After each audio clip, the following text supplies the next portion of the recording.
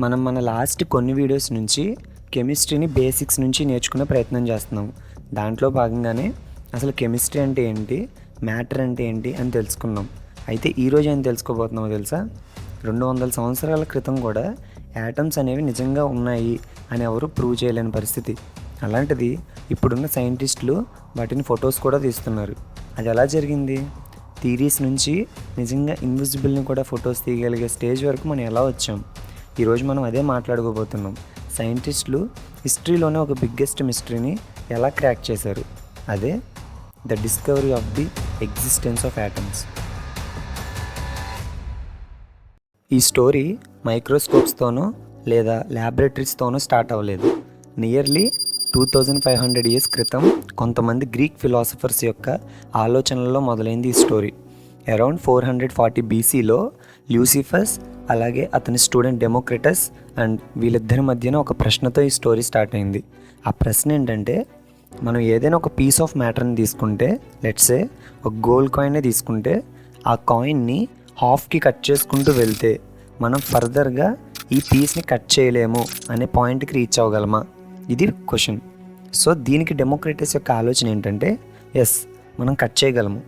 ఈ indivisible పీస్నే Democritus గ్రీక్లో అటామస్ అన్నాడు, which means indivisible. So ఈయనేం నమ్మాడంటే, మన చుట్టూ ఉన్న ఈ మ్యాటర్ అంతటిని ఈ ఇండివిజిబుల్ టైనీ పార్టికల్సే బిల్డ్ చేశాయి అని. డెమోక్రిటస్ ఏమంటాడంటే, మ్యాటర్ మొత్తం 2 ఎలిమెంట్స్తోనే ఫామ్ అయింది. ఒకటి యాటమ్స్, రెండవది వాయిడ్ అంటే ఎంప్టీ స్పేస్. ఈ యాటమ్స్ అనేవి ఒక బిల్బర్డ్ బాల్ లాంటివి. వాటిలో ఎంప్టీ స్పేస్ లేని ఇండివిజిబుల్ ఎలిమెంట్స్ అనమాట. అండ్ ఈ ఎలిమెంట్స్ ఎప్పుడు మోషన్లోనే ఉంటాయి. సో అవి మూవ్ అవ్వాలంటే వాటికి ఎంప్టీ స్పేస్ కావాలి. సో ఈ 2 ఎలిమెంట్స్తోనే మ్యాటర్ మొత్తం బిల్డ్ అయింది అనేదే డెమోక్రిటస్ యొక్క ప్రపోజల్. కానీ ఇదంతా డెమోక్రిటస్ తనకున్న ప్యూర్ రీజనింగ్తోనే చెప్పాడు. ఎలాంటి ఎవిడెన్స్ లేదు దీన్ని ప్రూవ్ చేయడానికి. అండ్ తర్వాత 2000 ఇయర్స్ వరకు దీన్ని ఎవరు రైట్ అని కానీ రాంగ్ అని కానీ ప్రూవ్ చేయలేకపోయారు. సరిగ్గా కొన్ని సంవత్సరాల తర్వాత ఎరిస్టాటిల్ అనే ఒక గ్రీక్ ఫిలాసఫర్ వచ్చారు. హిస్టరీలో ఈయన్ని ఒక కీ పర్సన్ అని చెప్పొచ్చు. ఈయన్నే ఫస్ట్ జెన్యూన్ సైంటిస్ట్ అని కూడా పిలుస్తారు. ఈయన గురించి మన ఫ్యూచర్ వీడియోస్లో ఇంకా డీప్గా తెలుసుకునే ప్రయత్నం చేద్దాం. ప్రజెంట్ మనం గుర్తుపెట్టుకోవాల్సిన విషయం ఏంటంటే, ఈయన చాలా ఇంపాక్ట్ క్రియేట్ చేసిన ఒక హిస్టారికల్ ఫిగర్. మన కాంటెక్స్ట్లో ఇప్పుడు ఈయన ఎందుకు వచ్చారంటే, ఈయన డెమోక్రిటస్ ప్రపోజ్ చేసిన అటామిజం మోడల్ని యాక్సెప్ట్ చేయలేదు. ఈయన ప్రపోజల్ ఏంటంటే, మ్యాటర్ అనేది ఒక కంటిన్యూయస్ అండ్ ఇన్ఫినైట్లీ డివైజబుల్ ఎంటిటీ. ఇంకా సింపుల్గా చెప్పాలంటే, మ్యాటర్ని మనం ఎంత డివైడ్ చేసుకుంటూ వెళ్ళినా దాంట్లో మనం ఇండివిజిబుల్ అనే స్టేజ్కి రీచ్ అవ్వలేము అనేది ఈయన యొక్క ప్రపోజల్. ఇది ఈయన ఏదో మాటల్లో చెప్పలేదు, కానీ చాలా స్ట్రక్చర్డ్ వేలో దీన్ని కాంట్రడిక్ట్ చేశాడు. దాని గురించి మాట్లాడుకుంటే ఈ వీడియో లెంత్ బాగా పెరిగిపోతుంది. సో నెక్స్ట్ వీడియోస్లో దీని గురించి ఇంకా డీప్గా మాట్లాడే ప్రయత్నం చేద్దాం. ప్రజెంట్ అయితే మన కాంటెక్స్ట్లోకి వద్దాం. ఇలాంటి ఒక గొప్ప హిస్టారికల్ ఫిగరే అటామిజంని కాంట్రడిక్ట్ చేసినప్పుడు ఆబ్వియస్లీ మ్యాక్సిమం సపోర్ట్ అంతా ఎరిస్టాటిల్గా వస్తుంది. ఎందుకంటే ఈయన ఇంపాక్ట్ ఎంతలా ఉండేదంటే, ఎరిస్టాటిల్ ఏది చెప్తే అది నిజమని నమ్మేవాళ్ళు. ఎరిస్టాటిల్ సిద్ధాంతం రాంగ్ అని ప్రూవ్ చేయడానికి 2000 ఇయర్స్ పట్టిందంటేనే మీరు అర్థం చేసుకోవచ్చు ఇతను ఎంత ఇంపాక్ట్ఫుల్ పర్సన్ అని. నెక్స్ట్ మన స్టోరీలో ఇఫిక్యూరస్ అనే ఒక గ్రీక్ ఫిలాసఫర్ ఎంటర్ అవుతాడు. ఈయన అటామిజంని చాలా స్ట్రాంగ్గా నమ్మేవాడు అండ్ ప్రమోట్ చేసేవాడు కూడా. కానీ ఈయన వాదనంతా ఫిలసాఫికల్గానే ఉండేది, కానీ ఎరిస్టాటిల్లా సైంటిఫిక్గా ఏం కాంట్రడిక్ట్ చేయలేకపోయాడు. నెక్స్ట్ స్టోరీలో ల్యూక్రేషియస్ అనే వ్యక్తి అటామిజంని ట్రాన్స్మిట్ చేయడంలో అలానే పాపులర్ చేయడంలో ఒక కీ రోల్ ప్లే చేశాడు. On the nature of things అనే తన బుక్ ద్వారా గ్రీక్ ఫిలాసఫర్ అయిన ఎపిక్యూరస్ యొక్క బోధనలన్నిటినీ లాటిన్లోకి తీసుకొచ్చి అందరికీ యాక్సెసిబుల్ అయ్యేటట్లు చేశాడు. ఇప్పుడు మన స్టోరీలో మనం మిడీవియల్ ఏజ్కి వచ్చాం. మిడీవియల్ ఏజ్, దీన్నే మిడిల్ ఏజ్ అని కూడా అంటారు. Fall of western Roman empire నుంచి బిగినింగ్ ఆఫ్ రెనైజెన్స్ వరకు ఉన్న పీరియడ్ని మిడీవియల్ ఎరా అంటారు. అసలు మన కాంటెక్స్ట్లో దీని గురించి ఎందుకు మాట్లాడుకుంటున్నామంటే, ఇఫికరస్ అండ్ ల్యూక్రేషియస్ లాంటి వాళ్ళు అటామిజంని యాక్సెప్ట్ చేసినప్పటికీ వాళ్ళు ఏమంటున్నారంటే, ఈ యూనివర్స్ని ఎవ్వరూ క్రియేట్ చేయలేదు. ఈ బిల్డింగ్ బ్లాక్స్ అయిన యాటమ్స్తోనే యూనివర్స్ మొత్తం నిర్మించబడింది. గాడ్స్ లేరు అనేది వీళ్ళ వాదన కాదు. కానీ మన డే టు డే లైఫ్లో వాళ్ళు ఇంటర్వ్యూన్ అవ్వరు, మన డే టు డే లైఫ్ అంతా ఈ యాటమ్స్ మీదే డిపెండ్ అయి ఉంటుంది అనేదే వీళ్ళ వాదన. అయితే ఈ మిడీవియల్ ఎరాలో ఏం జరిగిందంటే అప్పట్లో ఉన్న Islamic, Jewish and Christian theologians ఈ అటామిజంని ఐడియాని యాక్సెప్ట్ చేయడం స్టార్ట్ చేశారు. యాక్సెప్ట్ చేయడమే కాకుండా ఒక్కొక్క theologian creation and divine power మీద వాళ్ళకుండే థియాలజికల్ డాక్ట్రిన్స్ని అటామిజంతో అలైన్ చేయడం స్టార్ట్ చేశారు. ఈ మిడీవియల్ ఎరాలోనే ఆల్కెమీ అనేది పాపులర్ అయింది. అసలు ఆల్కెమీ అంటే ఏంటి అనే క్వశ్చన్ కనుక మీకు రైజ్ అయితే సింపుల్గా ఆల్కెమీ అంటే మిస్టికల్ బిలీఫ్స్తో మిక్స్ అయ్యి ఉన్న కెమిస్ట్రీ అని చెప్పొచ్చు. లైక్ ఆల్కెమిస్ట్స్ ఏం ట్రై చేసేవాళ్ళంటే లెస్ వాల్యుబుల్ సబ్స్టెన్సెస్ని మోర్ వాల్యుబుల్ సబ్స్టెన్సెస్లోకి కన్వర్ట్ చేయడం లాంటివి, లైక్ లెడ్ని గోల్డ్లోకి కన్వర్ట్ చేయడం లాంటివి. ఈ ఆల్కెమీ గురించి, దీనిలో ఉన్న ఎర్రర్స్ గురించి ఇంకొక వీడియోలో మాట్లాడుకుందాం.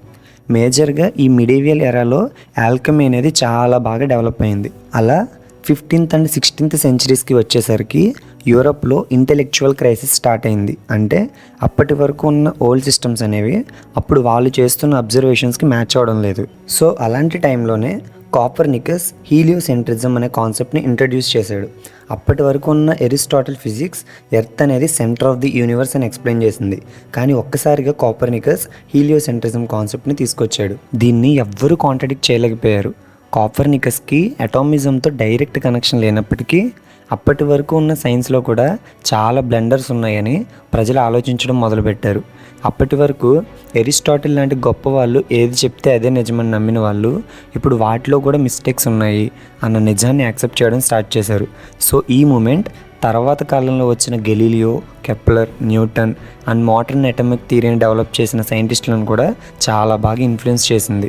తర్వాత కాలంలో వచ్చిన గెలీలియో కూడా ఈ అటామిజం కాన్సెప్ట్కి చాలా బాగా అగ్రీ అయ్యాడు. ఫిజికల్ బాడీస్ అన్నీ ఇన్ఫినైట్ నెంబర్ ఆఫ్ టైనీ పార్టికల్స్తోనే బిల్డ్ అయ్యాయి అని నమ్మాడు. తర్వాత కాలంలో వచ్చిన డెకార్ట్ ఈ అటామిజంని రిజెక్ట్ చేశాడు. సో మన కాంటెక్స్ట్లో ఇతని గురించి గుడ్ ఇన్ఫ్లుయెన్స్ లేదు కదా, మరి ఎందుకు ఇతని గురించి మాట్లాడుకుంటున్నాం అనే డౌట్ మీకు రావచ్చు. కానీ ఇతను రీజనింగ్ ఎలా చేయాలి, ఓల్డ్ బిలీఫ్స్ని గుడ్డిగా నమ్మకుండా ఎలా క్వశ్చన్ చేయాలి అనేది ప్రజలకు నేర్పించాడు. ఇతను నేచర్ని ఫిజిక్స్ లాస్ ఖచ్చితంగా ఫాలో అయ్యే ఒక మెషిన్లో ఎక్స్ప్లెయిన్ చేశాడు. తర్వాత అది మోడర్న్ సైన్స్ డెవలప్మెంట్కి చాలా బాగా యూజ్ అయింది. ఈవెన్ మన మ్యాథ్స్లో ఎప్పుడు వాడే కార్టీజియన్ ప్లేన్ని కూడా ఇతనే ఇన్వెంట్ చేశాడు. ఇలా ఉండగా 16th సెంచరీలో ఫ్రాన్సిస్ బేకన్ హ్యుమానిటీ యొక్క బిగ్గెస్ట్ ఎనిమీ అయిన సెల్ఫ్ డిసెప్షన్ని అటాక్ చేశాడు. మన బ్రెయిన్స్లో ఉండే బయాస్, ట్రెడిషన్స్ అండ్ అథారిటీస్ని బేస్ చేసుకొని రియాలిటీని మార్చేస్తాం. కానీ సైన్స్కి కావాల్సింది అది కాదు. ఒక సిస్టమేటిక్ అబ్జర్వేషన్ కావాలి, ఒక ఆర్గనైజ్డ్ ఎక్స్పెరిమెంటేషన్ కావాలి. ఇతను ప్రతిపాదించిన ఈ వే ఆఫ్ థింకింగ్ అనేది అటామిక్ థియరీని డెవలప్ చేసిన సైంటిస్టులను అలాగే సర్ ఐజాక్ న్యూటన్ని కూడా చాలా బాగా ఇన్ఫ్లుయెన్స్ చేసింది. ఇప్పుడు మన స్టోరీలో ఒక కీ పార్ట్ దగ్గరికి వచ్చాం.